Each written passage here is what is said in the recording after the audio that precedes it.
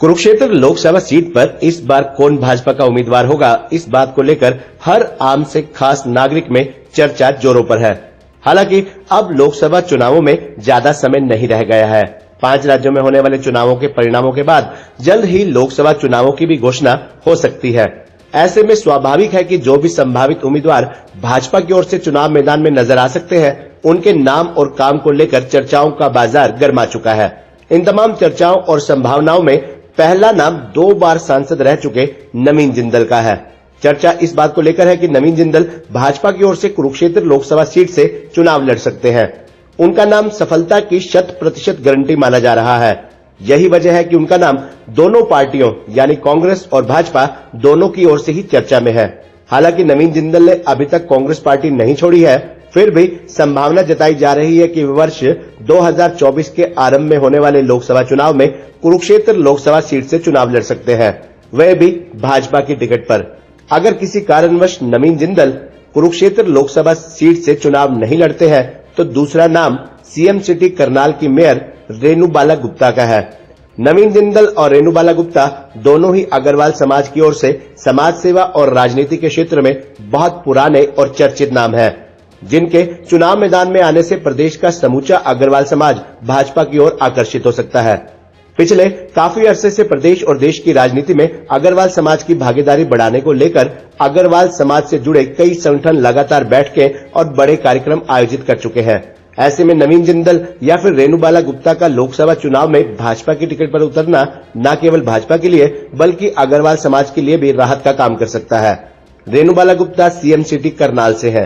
वे जहां CM city से जुड़े कार्यों में अपनी लगातार भागीदारी दर्ज कराकर मुख्यमंत्री मनोहर लाल खट्टर के लगातार संपर्क में हैं, वहीं गीता मनीषी स्वामी ज्ञानानंद जी महाराज से भी काफी लंबे अरसे से जुड़ी हुई हैं और संस्थान की धार्मिक गतिविधियों में भी बढ़ चढ़कर भाग लेती रहती हैं। अब इसके अलावा भाजपा के संभावित उम्मीदवारों की बात करें तो ऐसे में एक चर्चित नाम धुम्मन सिंह किरमच का भी है। धुम्मन सिंह भाजपा की कुरुक्षेत्र लोकसभा सीट पर प्रमुख उम्मीदवार के रूप में सामने आए हैं। धुम्मन सिंह भाजपा के कुरुक्षेत्र जिलाध्यक्ष रह चुके हैं। वर्ष 2014 में जब भाजपा केंद्र और प्रदेश में सत्ता में आई तो धुम्मन सिंह भाजपा के कुरुक्षेत्र जिलाध्यक्ष थे।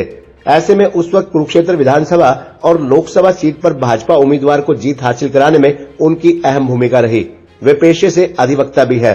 भाजपा और संगठन में कई पदों पर अहम भूमिका निभाते हुए पार्टी और संगठन को मजबूत बनाने में अहम कड़ी साबित हुए हैं धुम्मन सिंह किरमच। वर्तमान में धुम्मन सिंह सरस्वती धरोहर विकास बोर्ड के उपाध्यक्ष हैं और प्रदेश के मुख्यमंत्री मनोहर लाल खट्टर इस बोर्ड के अध्यक्ष।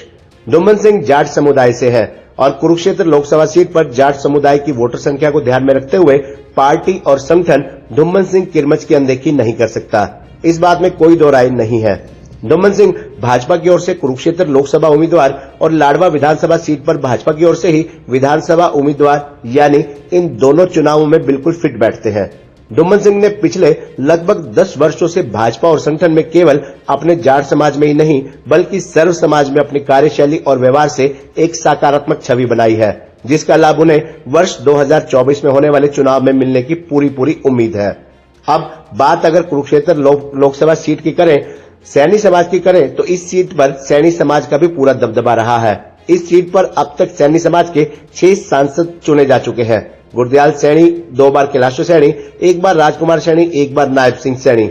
नायब सिंह सैनी अब कुरुक्षेत्र लोकसभा सीट से सांसद होने के साथ साथ भाजपा के प्रदेश अध्यक्ष भी हैं। ऐसे में इस सीट पर अब उनके दोबारा चुनाव लड़ने की संभावना ना के बराबर है, क्योंकि इस बार बड़ी जिम्मेदारी होने के साथ साथ उन पर सभी 10 लोकसभा सीटों पर उतरे भाजपा उम्मीदवारों को चुनाव जिताने की जिम्मेदारी ज्यादा होगी।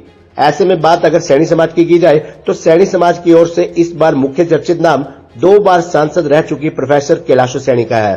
कैलाशो सैनी लगातार भाजपा की नीतियों का प्रचार प्रसार जन जन तक पहुंचाने का काम कर रही हैं।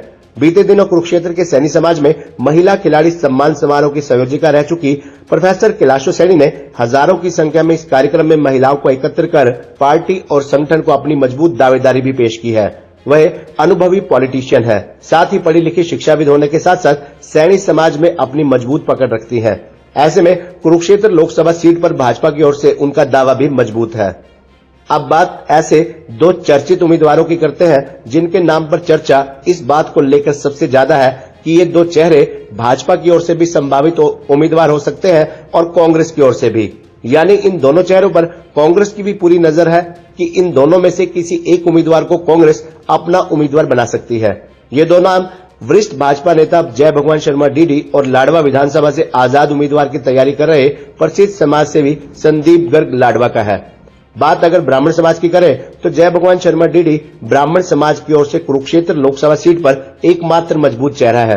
वे भाजपा की सीट पर पेहोवा से विधानसभा चुनाव लड़ चुके हैं और कुरुक्षेत्र लोकसभा सीट पर जजपा की ओर से 2019 में लोकसभा चुनाव भी उन्होंने लड़ा था। उनके करीबियों का मानना है कि जिस प्रकार डीडी शर्मा पेहोवा विधानसभा में बड़े थोड़े समय में ही लोगों का दिल जीतने में कामयाब हुए थे, ऐसे में उन्होंने अपने लंबे राजनीतिक काल में समाज की सभी 36 बिरादरियों के साथ अपने संबंधों को मजबूत करने का काम किया है। अगर भाजपा जय भगवान शर्मा डीडी को लोकसभा टिकट देती है तो जहां ब्राह्मण समाज भाजपा के और करीब आएगा, वहीं जय भगवान शर्मा यानी डीडी शर्मा भाजपा को हर हाल में ये सीट जीत कर देंगे। शायद यही वजह है कि कांग्रेस की निगाह भी जय भगवान शर्मा डीडी पर है। वो जय भगवान शर्मा डीडी को कांग्रेस में शामिल कर एक बार फिर कुरुक्षेत्र लोकसभा सीट अपने नाम करना चाहती है, परंतु डीडी शर्मा और उनका परिवार फिलहाल कांग्रेस से दूरी बनाए हुए है। हालांकि इन चर्चाओं पर डीडी शर्मा के पुत्र और भाजपा युवा मोर्चा के जिलाध्यक्ष रूबल शर्मा का कहना है कि वे भाजपा के मजबूत सिपाही हैं और भाजपा की टिकट पर ही उनकी दावेदारी है। उनका पूरा परिवार भाजपा को समर्पित है और वो इस सीट को भाजपा की टिकट पर हर हाल में जीतेंगे। अब बात करते हैं उस चेहरे की जिसका नाम कांग्रेस और भाजपा दोनों ही ओर से संभावित उम्मीदवार के रूप में चर्चा में है। वो नाम है संदीप गर्ग लाडवा का। संदीप गर्ग बीते 6 वर्षों से लाडवा विधानसभा क्षेत्र में समाज सेवा और राजनीति के क्षेत्र में अपनी एक मजबूत पहचान बना चुके हैं। 5 रुपए में भरपेट खाना अलग अलग स्थानों पर स्थापित की गई रसोई के माध्यम से वे लोगों की खाने की जरूरत को पूरा कर रहे हैं। महिलाओं के लिए उनके द्वारा एम्बुलेंस सेवा शुरू की गई है। खिलाड़ियों के लिए वे कई तरह की प्रतियोगिताओं का भी आयोजन करा रहे हैं ताकि बेहतर खिलाड़ी आगे आ सके। हर जरूरतमंद की मदद करना और अभी ऐसे एक से बढ़कर एक अनेक कार्य हैं जिनके कारण संदीप गर्ग की लोकप्रियता लाडवा से पूरे हरियाणा और देश के अलग अलग राज्यों तक भी फैली है। हालांकि संदीप गर्ग लाडवा विधानसभा से आजाद उम्मीदवार के रूप में अपनी तैयारी कर रहे हैं, परंतु उनकी लोकप्रियता पर अब कांग्रेस और भाजपा की भी निगाह है। शायद यही वजह है कि उनकी चर्चा कांग्रेस की टिकट पर भी है और भाजपा की भी। ऐसे में अब देखने वाली बात यह होगी कि इन सभी संभावित उम्मीदवारों में भाजपा किस चेहरे को अपना उम्मीदवार बनाती है और कांग्रेस किस उम्मीदवार पर अपनी सेंध लगाती है। कृपया इस खबर को देखने और सुनने के बाद कमेंट बॉक्स में अपनी राय और अपने पसंदीदा उम्मीदवार का नाम अवश्य लिखें और खबरनामा हरियाणा को लाइक, सब्सक्राइब और शेयर जरूर करें।